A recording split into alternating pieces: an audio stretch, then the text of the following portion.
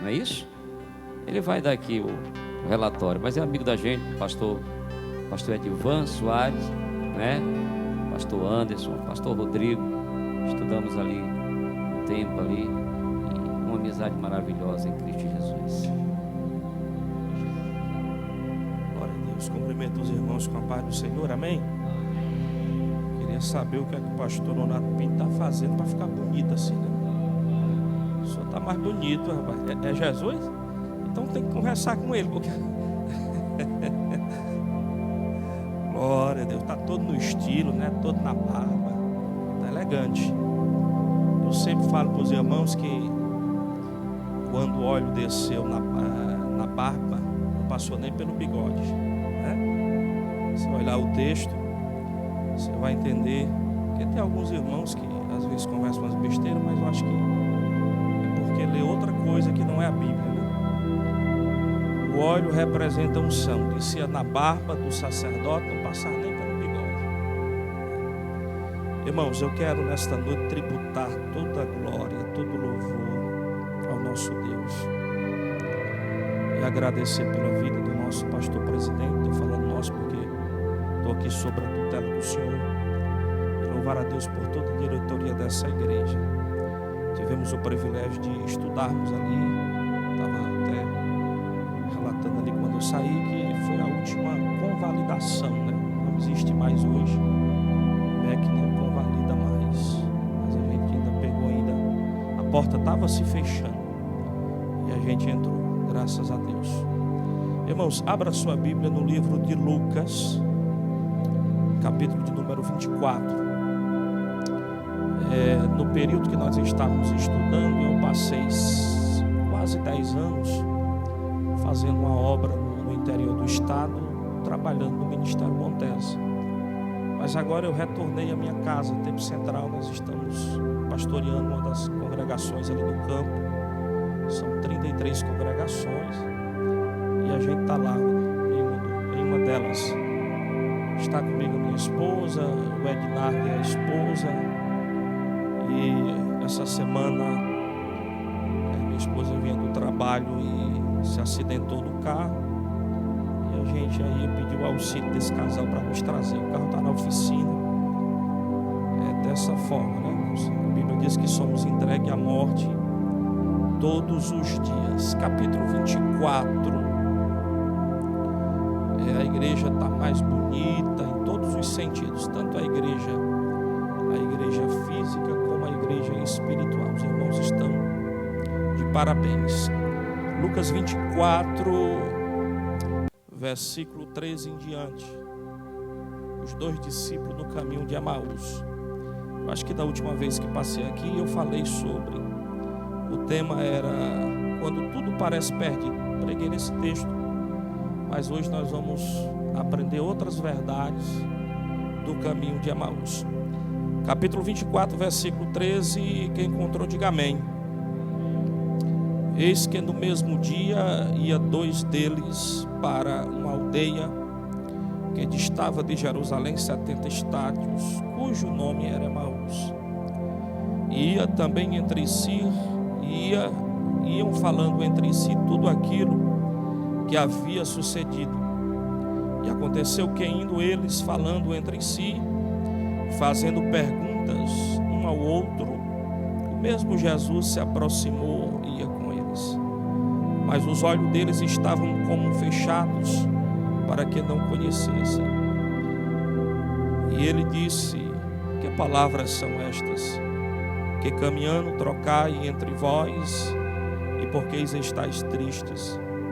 E respondendo, um cujo nome era Cleopas, disse-lhe: és tu peregrino em Jerusalém, e não sabe as coisas que nelas têm sucedido nesses dias?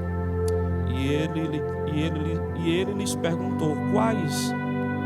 E eles lhe disseram: as que diz respeito a Jerusalém, o Nazareno, que foi um profeta poderoso em obras, em palavras diante de Deus e de todo o povo. E como os principais dos sacerdotes e os nossos príncipes entregaram a condenação da morte e crucificaram, e nós esperávamos que fosse ele que remisse Israel. Mas agora, como tudo isto já é o terceiro dia desde que essas coisas aconteceram. Versículo 21, vamos para o versículo 28.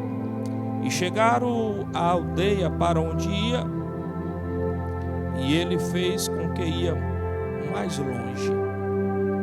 E eles constrangeram, dizendo: fica conosco, porque já é tarde, já declinou o dia. E entrou para ficar com eles. E aconteceu que, estando com eles à mesa, tomando o pão, o abençoou e partiu e lhe deu. E abriram-lhes então os olhos e conheceram, e ele desapareceu. E disseram um para com os outros: porventura não ardia em nós o nosso coração, quando pelo caminho nos falava, quando nos abria a Escritura? Versículo 33 e último. Na mesma hora, levantando-se, voltaram para Jerusalém, e acharam congregado os 11 e os que com ele, e os que estavam com ele. Amém. Podem se sentar. Nós estamos hoje na mesa aqui para participar da Santa Ceia. E esse texto ele é bastante interessante, porque ele fala exatamente do período ali da ressurreição de Jesus. Nós estamos aqui exatamente por isso, porque ele morreu, mas também ressuscitou. E se nós observar aqui essa leitura, Jerusalém estava passando por um momento difícil, porque Jerusalém estava passando ali por perseguições. A igreja, ela estava sob perseguição. Esses discípulos, eu antes de sair de casa, agora à tarde conversando com a minha esposa, o nosso primeiro ponto aqui é exatamente isso. Esses discípulos do caminho de Emaús, eles estavam em um caminho errado. Por quê? Porque eles estão aqui fugindo. Os discípulos, esses dois discípulos do caminho de Emaús, eles estão fugindo, eles estão saindo de Jerusalém. E havia uma distância aproximadamente de 11 quilômetros de Jerusalém para essa aldeia. E eles estão fugindo de Jerusalém. Por que eles estão fugindo? Porque eles estão aqui passando por uma luta grande. O pastor presidente da igreja é morto.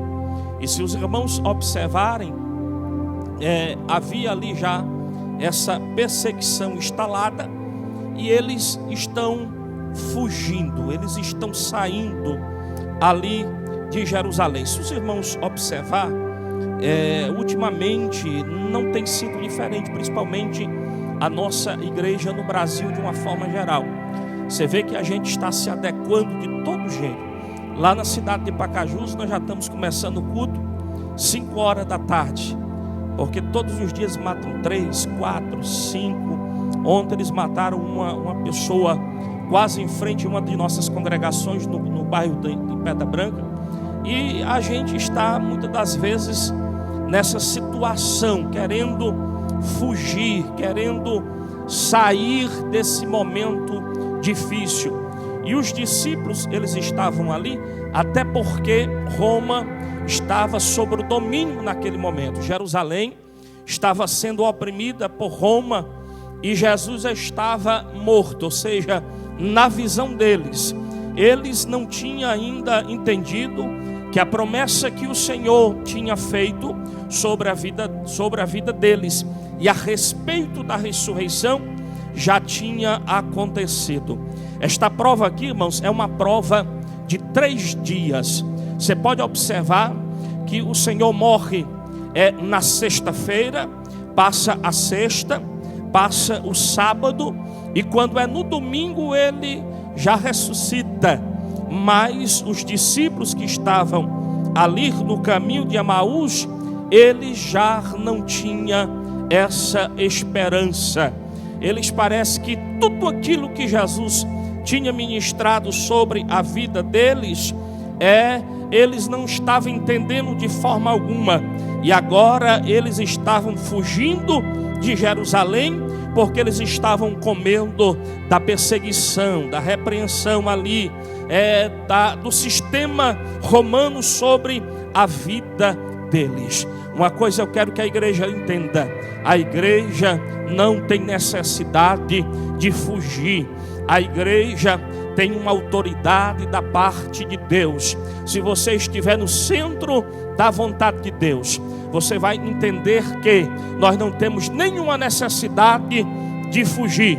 Nós não podemos tentar Deus. Nós não podemos de certa forma estar fora da vontade de Deus. Mas se você estiver dentro da vontade de Deus, o milagre, ele vai acontecer na sua vida. A nossa irmã estava louvando aqui, e ela, ministrando o louvor, estava falando que nós temos que ter cuidado de compartilhar das nossas lutas, das nossas dificuldades e até mesmo dos milagres que Deus tem realizado na nossa vida.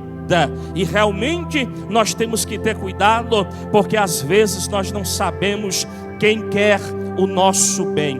Mas os discípulos estão ali, irmãos, saindo de Jerusalém, porque estava debaixo de prova, de luta. Agora eu quero que os irmãos entendam uma coisa: sair de Jerusalém, pastor Nonato, é sair do centro da vontade de Deus. Sair de Jerusalém é você se sair da cidade do pão, da cidade da providência. Você pode observar no capítulo 24, versículo 49, que Jesus diz: ficai em Jerusalém, até que do alto sejai revestido de poder. Eu quero que você entenda uma coisa: a prova vai vir, a luta vai vir, a guerra vai vir, mas se você estiver no centro da vontade de Deus, o Senhor vai te dar livramento dentro dessa prova.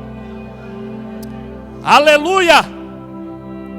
Porque tem crente, irmão, que parece que ele está hoje numa reunião ministerial. Esses dias eu falava, as nossas igrejas, elas estão acostumadas com mimimi, irmãos. Parece que nós temos um povo Nutella que não está acostumado com luta e nem com prova. A igreja de Jesus na face da terra, ela tem que estar preparada para passar pela luta, pela prova, para passar pelo fogo, para passar pela dificuldade. Se o Senhor estiver conosco, não há problema. Não há problema nenhum, irmão. Não há problema nenhum. Quinta-feira eu estava preparado já para ir para a doutrina, quando a minha esposa fez uma ligação e disse: meu filho, aconteceu um acidente aqui. E hoje eu conversando com ela, porque eu cheguei lá, não disse nada, não abri a boca, fiquei só olhando. Eu disse: você estava preocupada? De eu dar uma chamadinha, né? Não estava preocupado, mas eu fiquei calado, irmão, porque muitas das vezes tem coisas que acontecem na vida da gente que é uma investida de Satanás na vida da gente. E a igreja, ela tem que ficar em Jerusalém. A igreja tem que ficar no centro da vontade de Deus. É a luta vindo, é a prova vindo, é a perseguição vindo, mas se você estiver no centro da vontade de Deus, Deus vai te dar o livramento no centro da vontade dele. Quem está entendendo, diga amém. Os discípulos aqui, quando nós fazemos essa leitura dos discípulos do caminho de Emaús, às vezes você não se atenta a isso, mas eles não estavam passeando, eles não estavam dando uma volta à toa, eles vinham fugindo da perseguição, da luta, da prova. E eu estava semana passada, acho que domingo, ministrando na igreja, e eu dizia que Pedro, havia umas características diferentes na vida de Pedro. Mesmo Pedro sendo aquele crente problemático, porque Pedro tinha duplicidade de caráter. Pedro, ele andava armado nas reuniões que Jesus estava presente. Pedro nunca largou a espada, mas Pedro tinha outras características, e uma das características de Pedro era um homem totalmente destemido. Na hora que Jesus fez uma reunião ministerial, Jesus disse: ei, o que é que o povo diz de mim? E aí os discípulos começaram a dar um relato daquilo que o povo dizia acerca de Jesus. Mas aí Jesus olha para o ministério dele e disse: vocês, o que é que vocês dizem de mim? Pedro se levanta na reunião ministerial e diz: o Senhor é o Filho do Deus vivo. E aí Jesus disse para ele: não foi carne e nem sangue que te revelou, mas foi o meu Espírito.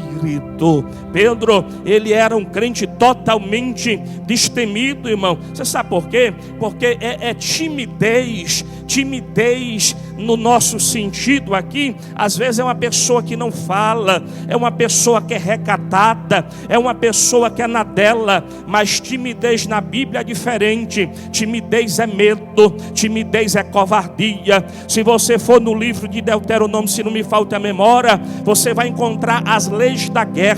E na lei das guerras, primeiro quem se apresentava diante do exército era o sacerdote, para poder consultar a Deus. Depois um oficial se levantava e dizia: quem foi que construiu uma casa e ainda não morou na casa? Aí o soldado levantava a mão, aí o oficial dizia: pois volta para casa. Depois o oficial dizia: quem foi que plantou uma vinha e ainda não comeu da vinha? O soldado levantava a mão e aí voltava para casa. O oficial fazia a terceira pergunta: quem despojou uma mulher? Quem está casado? Porque a lua de mel de um israelita é 1 ano. Aí ele levantava a mão e dizia: eu estou recém-casado. O oficial: volta para casa para você passar pelo menos 1 ano namorando. Aí a terceira pergunta, o oficial dizia: existe alguém tímido no meio de nós? Alguém medroso? Alguém covarde? Aí o caba desconfiado ali levantava a mão e aí ele voltava envergonhado. Deixa eu dizer uma coisa para a igreja: o espírito que está na igreja não é um espírito de covardia, é um espírito de autoridade e de poder.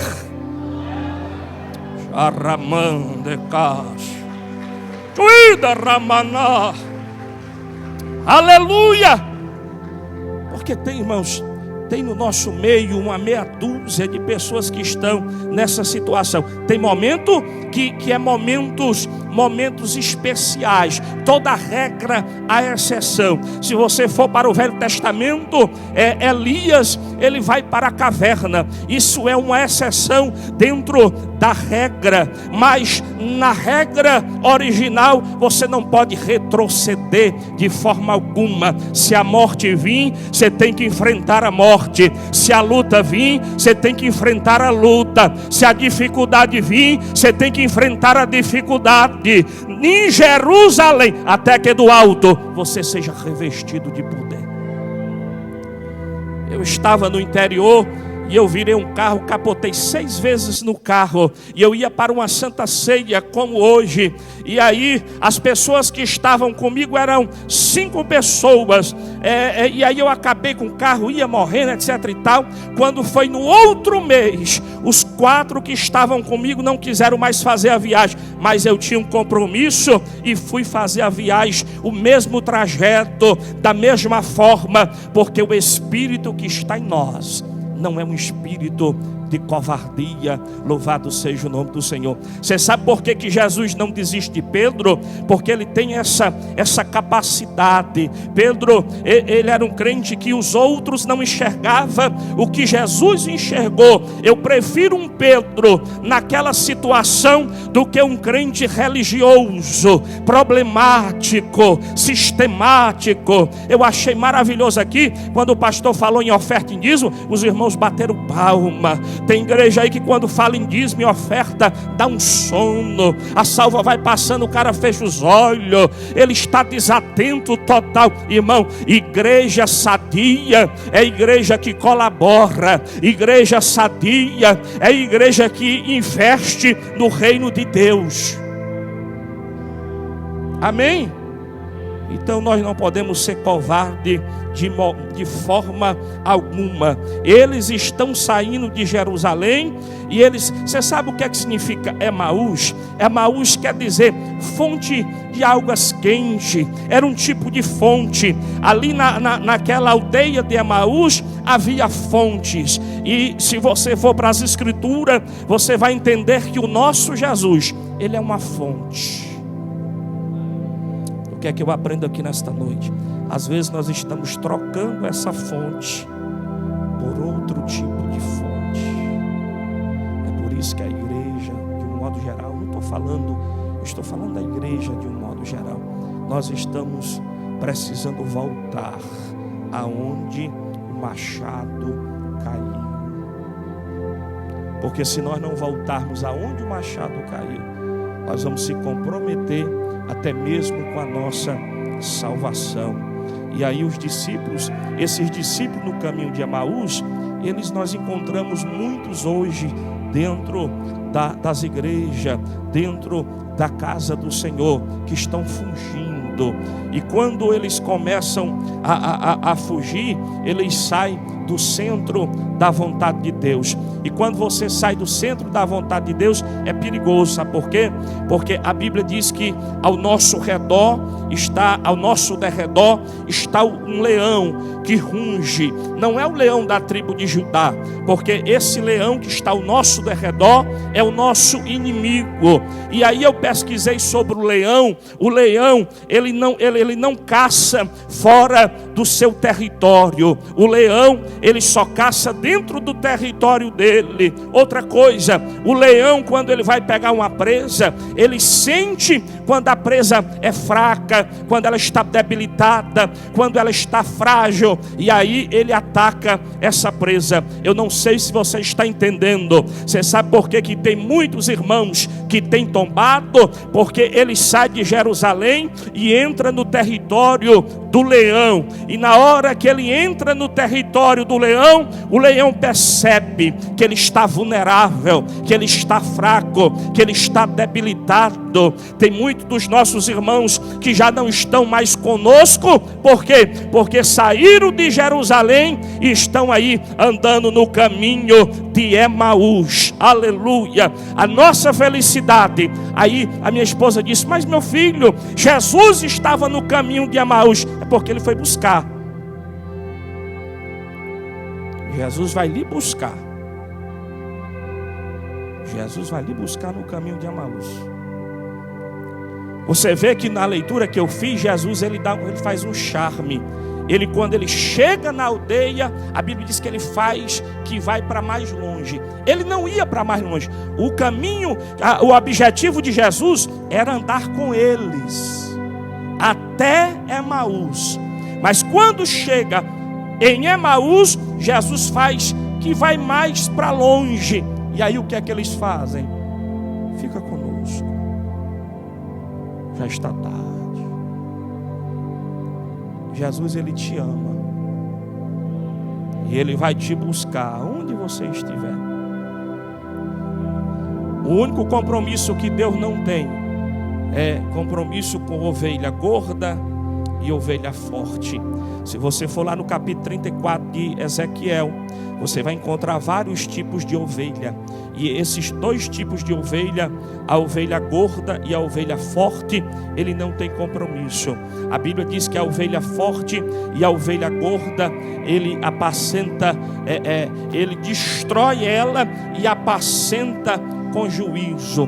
Mas aquela que está quebrada, ele vai atrás. Aquela que está desgarrada, ele vai atrás. Aquela que está desorientada, ele vai atrás. Esse episódio no caminho de Emaús é um episódio que Jesus ressuscita ali, e o primeiro ato dele é ter um encontro ali, depois que ele se encontra com Maria Madalena, e Maria Madalena não entende no momento. Quando Maria Madalena vê ele, Maria Madalena pensa que é alguém que está cuidando ali, e a Maria disse assim: ei, se você souber onde ele estiver, eu vou pegar o corpo dele. Depois desse acontecimento, Jesus vai ao caminho de Emaús. Por quê? Porque, irmãos, Ele ama a igreja, e tem muitos dos nossos irmãos que estão aí fora, que estão em uma situação difícil, e aí estão saindo de Jerusalém, porque às vezes não gostou do irmão, não gostou da igreja, não gostou do pastor.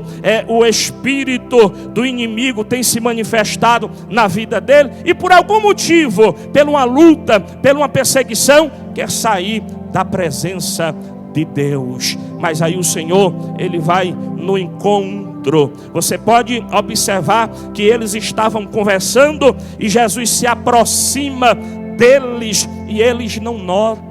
Eles não sabem quem é, eles pensam que é qualquer outra pessoa. Assim está muitas das vezes dentro das nossas igrejas. Jesus quer batizar, mas ele não encontra sensibilidade. Jesus quer curar, mas ele não encontra a fé para curar. Jesus quer libertar, mas ele não tem oportunidade para libertar. Ele está juntinho ali no caminho de Emaús, resolver a situação daqueles discípulos. E a prova era só apenas 3 dias. Sair de Jerusalém para Emaús é você sair do centro da vontade de Deus. E você pode observar que eles não têm discernimento. Você sabe quantos porcentos nós temos de irmãos que estão fazendo parte de igrejas, os desigrejados? Eu estava na escola dominical segunda-feira, na escola bíblica, e o irmão disse que havia 26%. Se for 26%, é muita coisa. Eu não tenho esse dado com precisão, mas a gente debatendo acerca disso, um dos irmãos disse que era 26%. No Brasil nós temos quase 50 milhões de evangélicos. Se for 26%, já está quase aí, bem dizer, um terço, né? Um quarto. Porque se fosse 50% era metade, mas 26% de pessoas que estão saindo de Jerusalém. De uma forma alegórica, a igreja é o centro da vontade de Deus. Deus não te chamou para você ficar largado. Ovelha precisa de pastor, ovelha precisa ser pastoreada. Ovelha é o único animal que ele não tem defesa. Se você for pegar uma barata, a barata tem defesa. Se você pegar um potózinho bem pequenininho, aquela queimadura que ele deixa em você é a defesa dele. Qualquer animal tem defesa, menos a ovelha. A defesa da ovelha é o pastor. A defesa da ovelha é o pastor. Só que dentro das igrejas tem essas ovelhas fortes e essas ovelhas gordas, que aí às vezes a gente chama de bode, né? Mas está lá no capítulo 34. E o próprio Deus fala: eu apacentarei com juízo. Agora, se você é ovelha, fica no centro da vontade de Deus. A nossa igreja lá no bairro chamado Sinal, a maioria das pessoas já participaram, por exemplo, do tráfico. A quem não participou, tem alguém da família. Alguém já foi morto por causa do tráfico. Ultimamente uma irmã nossa, o filho estava na igreja, ele saiu da igreja. Quando eu falo saiu, não é ir para casa, deixou a Jerusalém e foi para o mundo. Com poucos dias mataram. Por quê? Porque entra no território do leão, que não é o leão da tribo de Judá, é no território do inimigo. E quando entra no território do inimigo, irmão, fica totalmente vulnerável. Os discípulos estão aqui no caminho errado. Porque o caminho de Emaús, de Jerusalém, é um caminho errado. Se você observar o último versículo que eu li, a Bíblia diz que quando eles perceberam que era Cristo, e Cristo já não estava mais com eles, porque ele desapareceu, quando eles perceberam, eles retorna para Jerusalém. A proposta nesta noite é essa, que nós devemos retornar para a presença de Deus. Muitas das vezes, por causa de tudo isso que tem acontecido, a gente vai se distanciando, a gente vai ficando vulnerável, a gente vai ficando fraco, mas o Senhor, Ele nos visita no caminho de Emaús, nos nossos momentos de dificuldade de Deus. Louvado seja o nome do Todo-Poderoso, irmão. Não saia de Jerusalém. Jerusalém, ela é a casa de pão, ela é a casa de bênção, é o centro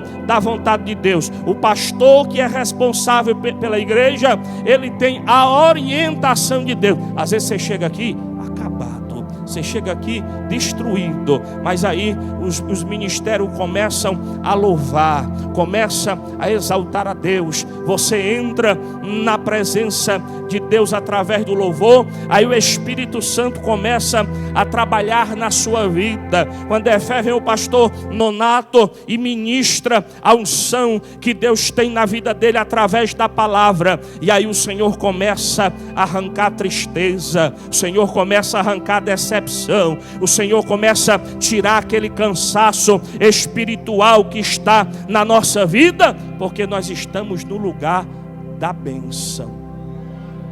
Não saia de Jerusalém, não saia da vontade de Deus. Luta não tira crente da presença de Deus.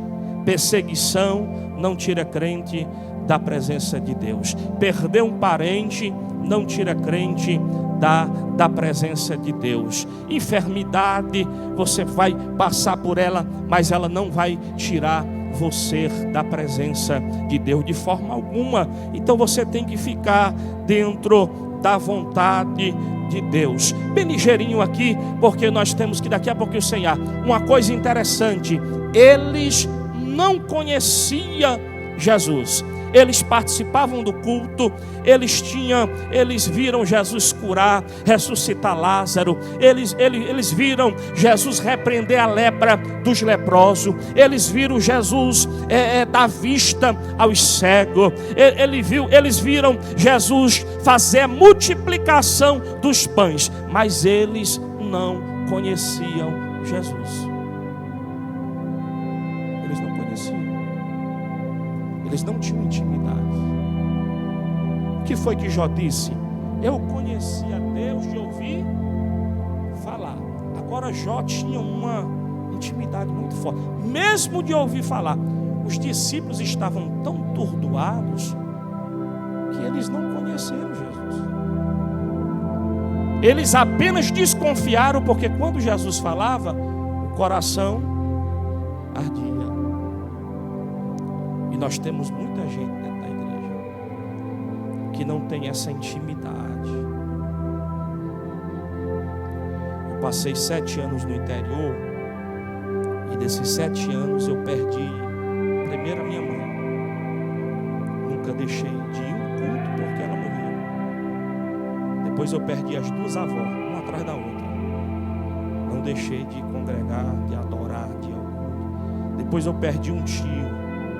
Não deixei de forma alguma. Depois a minha filha mais nova foi acometida de uma enfermidade, um cisto de 7 centímetros. Lá na presença de Deus. Quando você conhece Jesus é diferente. Deixa eu falar uma coisa aqui para os irmãos. Isso aqui é um conselho pastoral. A igreja não é o céu. Não sei se você está me entendendo. A igreja não é o céu. A igreja é como se fosse a arca de Noé. Na arca de Noé tinha onça? Tinha ou não tinha? Tinha girafa? Tinha leão? A igreja não é o céu. O céu é mais distante. Agora, a única instituição habilitada na pessoa de Jesus para te conduzir ao céu é a igreja. Jesus vem buscar quem? A igreja. O Espírito Santo está em quem? Na igreja. Quando a trombeta soar, quem é que escuta?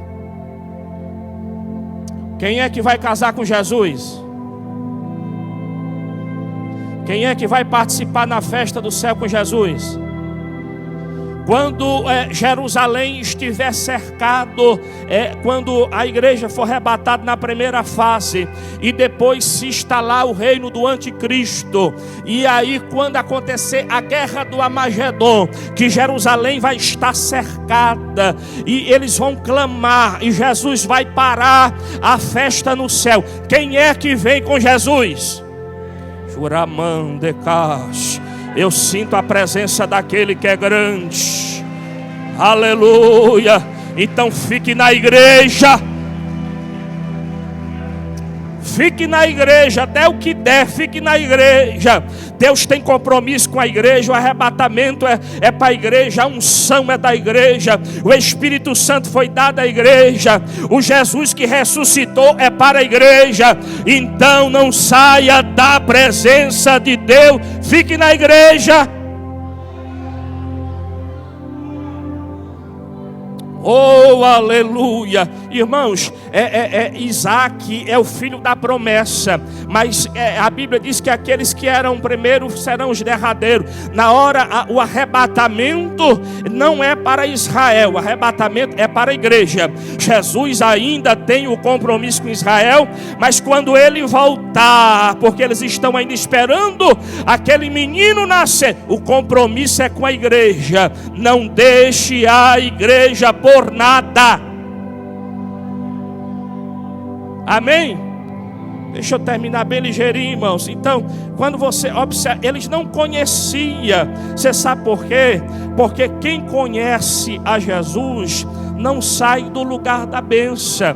Quem tem intimidade com Jesus não sai do lugar da bênção, irmão. Quando você tem intimidade com Jesus, aconteça o que acontece. Eu vou substituir a palavra Jesus com Deus, porque Jesus e Deus é a mesma coisa. Quando você tem um relacionamento com Deus, você não sai do lugar da bênção. Davi, ele foi ungido aos 17 anos de idade, e provavelmente, olha o termo que eu estou lhe dizendo, provavelmente, pastor Nonato, Davi, quando eu falo isso, alguns crentes se arrepiam. Provavelmente Davi nunca tinha entrado na casa do pai até aquele presente momento. Aí por quê?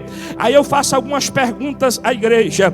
Quando você recebia um profeta ou um sacerdote na sua casa, era momento de festa, momento de alegria, e a Bíblia diz que todos os filhos estavam na casa, menos Davi. Agora, por que Davi não estava em casa? Aí alguns crentes vão dizer assim: não, pastor, Davi não estava porque ele estava trabalhando. Aí eu te faço outra pergunta: por que só Davi trabalhava sendo o menor e os outros não estavam trabalhando? Você sabe por quê? Porque provavelmente Davi era um filho bastardo, mas nunca saiu da presença de Deus. Se você olhasse para os irmãos de Davi, todos eles eram grandes, homens arrões. Davi era 1,66 m. E eu vou lhe dizer uma coisa: Davi não estava nem na lista de convidados. Amém? Nem na lista de convidados. Mas ele tinha compromisso. Quando você conhece Deus, você sabe que você não precisa entrar em fila. Fila é para homem. Tempo de Deus é para aqueles que têm conhecimento de Deus. Na hora, olha, não é você que vai chegar no milagre, é o milagre que vai chegar em você. Se você for para Deuteronômio, capítulo de número 28. Amém? Davi não estava na lista. Quem se lembrou de Davi não foi nem o pai de Davi, foi o profeta. O profeta disse: acabaram-se o jovem. Aí ele, desconfiado por ali, disse: tem um menor. Aí o profeta disse: só vamos sentar na mesa, o banquete já todo preparado. Quando o menor chegar, quem conhece a Jesus não sai do lugar da bênção. Quem conhece a Jesus espera o tempo de Deus. Deixa eu só lhe dizer uma coisa. Quem sabe você está dizendo, mas pastor, eu já estou aqui uns 15 anos, o pastor Nonato não lhe viu ainda. Quando chegar o tempo de Deus, ele vai te enxergar. Davi nasceu grande. Davi não. Adão nasceu grande e não serviu para nada. Adão só deu problema. Até hoje nós estamos pagando a conta. Sim ou não? Agora Jesus veio no ventre de Maria, cresceu na graça e no conhecimento, aí foi ao matadouro, morreu, passou 3 dias, 3 dias, porque tudo que Jesus fez ali, Jesus não, vou até fechar a Bíblia, Jesus não fez gasto com nada. Na última Santa Ceia, ele disse assim: ei, vá lá e peça aquele local emprestado. Eles foram lá, arranjaram o local emprestado. Depois Jesus disse assim: ei, eu quero um jumentinho para entrar em Jerusalém. O jumento também não era dele, era emprestado. Depois Jesus morre, e aí ele não se preocupa, o túmulo também não era dele, era emprestado, porque era só por 3 dias. Aleluia. Jesus vem pequeno, cresce na graça e no conhecimento, sobe ao madeiro, morre, passa 3 dias no ventre da terra e ele está ressuscitado.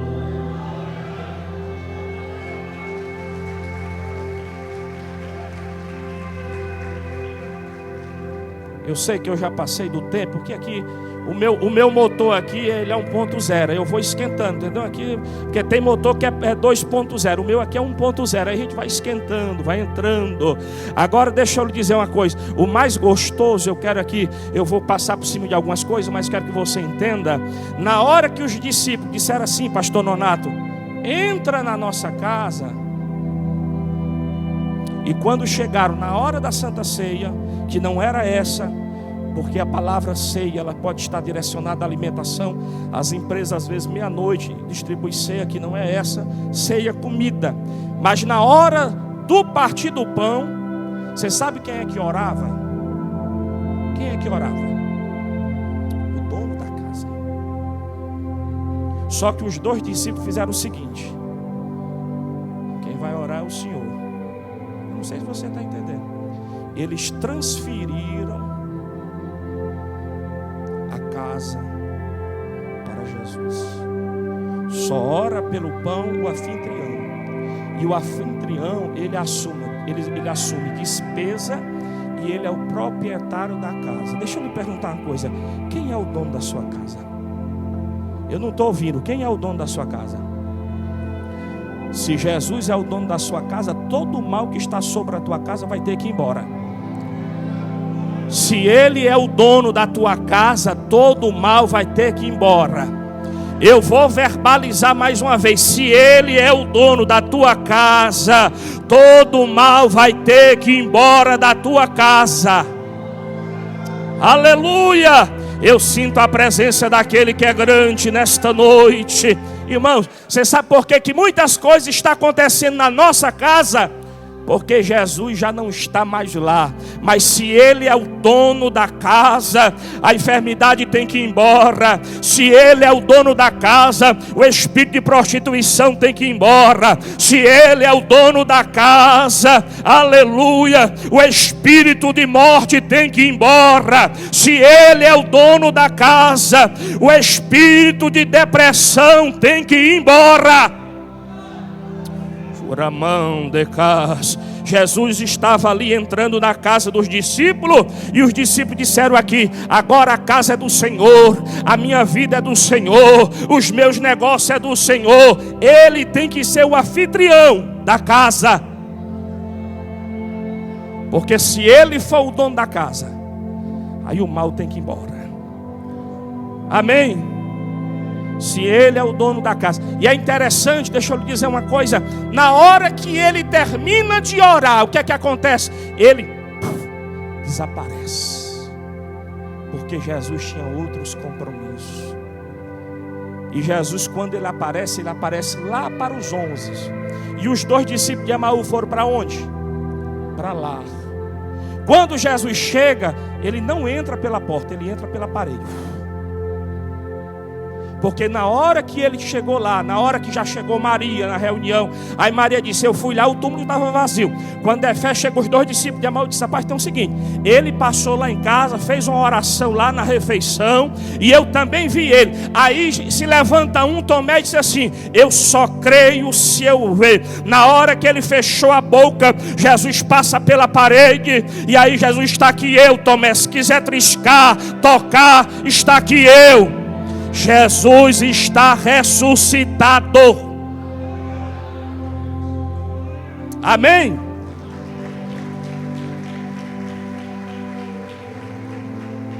Pastor, me permita orar 2 minutinhos? Fique de pé, irmão, só 2 minutinhos, eu quero orar por você. Eu fico preocupado aqui porque eu sei que Santa Ceia, aquela questão toda, eu quero orar por você. Você está diante de um obreiro, de um servo que já passou. Cadê os abençoados aqui? Só para fazer um fundo musical aqui, cadê? Me ajude aqui, meu filho. Vocês estão diante de um servo de Deus que é PhD em luta. Se você precisar algumas orientações sobre luta, fala comigo, viu? Eu já apanhei muito mais do que galinha para largar choco. Quem é do interior conhece assim. Tem uns aqui que nasceram por aqui, né? Mas quem é do interior? Olha aí, tem uns 4 aí. Eu já apanhei muito mais do que galinha para largar choco. Agora eu quero lhe dizer uma coisa para você. A minha salvação, eu não negocio a minha salvação. Tem dia que a gente não tem força. Tem dia que você não tem força nem de sair de casa. Tem dia que se a morte chegasse, a gente agradecia. Ou só acontece comigo? Acontece com você também? Mas a sua salvação não negocia a sua salvação. Não seja um crente imediatista. A bênção de Deus vai chegar. A bênção de Deus vai chegar. Porque o dono da tua... Fecha os teus olhos aí agora. Fecha os teus olhos. Porque o dono da tua casa é Jesus. O dono da tua vida é Jesus. A sua vida é de Jesus. A sua esposa é de Jesus. Você é profeta de Deus. Você é profeta de Deus. Você é profeta de Deus. A sua casa é de Jesus. Aleluia, os seus filhos é de Jesus. A sua família é de Jesus. Não saia de Jerusalém de forma alguma. Senhor Deus e eterno Pai, neste momento, Senhor, eu elevo a minha voz a Ti, Senhor. E eu quero Te agradecer por este momento. Eu reconheço a nossa pequenez. Eu reconheço as nossas vulnerabilidades. Eu reconheço as nossas fraquezas nesta noite. Mas nesta noite eu te convido uma vez mais. Entra no meu lar. Entra na minha casa. Entra na minha vida. Entra na minha empresa. Entra nos nossos negócios. Oh, aleluia! Meu querido Deus, a nossa vida é Tua. E nesta noite nós pedimos pelo Espírito de Deus. Nós não queremos negociar nossa salvação. A Tua igreja está aqui nesta noite para cear, para glorificar o Teu nome. Vai tocando na vida daqueles que estão aqui nesta noite e precisa de um milagre. Faz isso, Senhor, em nome de Jesus, amém. Aleluia. Aplauda o Senhor bem forte.